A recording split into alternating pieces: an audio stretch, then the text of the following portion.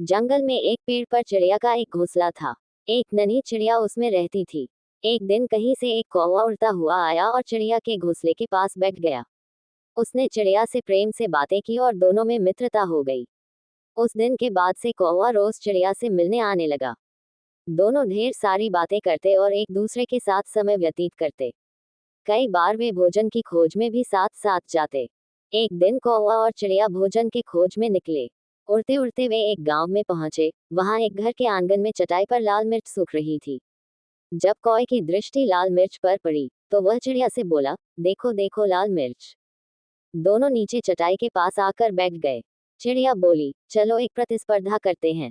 देखें कौन ज्यादा लाल मिर्च खा पाता है। ठीक है, लेकिन जो जीता वो दूसरे को खा जाएगा। कौवा प्रतिस्पर्धा के लिए तैयार होकर बोला। चिड़िया ने सोचा कि कौवा मजाक कर रहा है, इसलिए वह तैयार हो गई। पढ़े, आसमान गिर रहा है कहानी।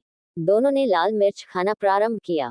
चिड़िया ईमानदारी के साथ इस प्रतिस्पर्धा में थी, इसलिए ईमानदारी से मिर्च खा रही थी। लेकिन कौवा चिड़िया से नजर बचाकर बेईमानी करने लगा। वह कुछ मिर्च तो खाता, लेकिन कुछ चटाई के नीचे छुपा देता। इस बेईमानी के कारण कौवा जीत गया। जीत की खुशी में वह चिल्लाया, मैं जीत गया, मैं जीत गया, अब मैं तुम्हें खा जाऊंगा।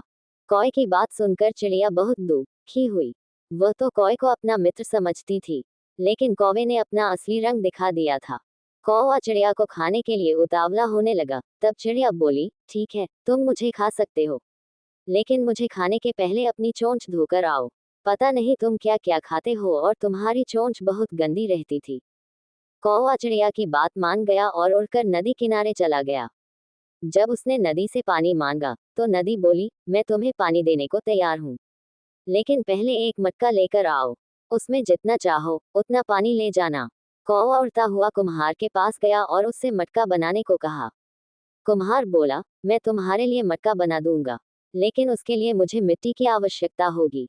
अभी मेरे पास मिट्टी नहीं है, मुझे थोड़ी मिट्टी ला कर दो।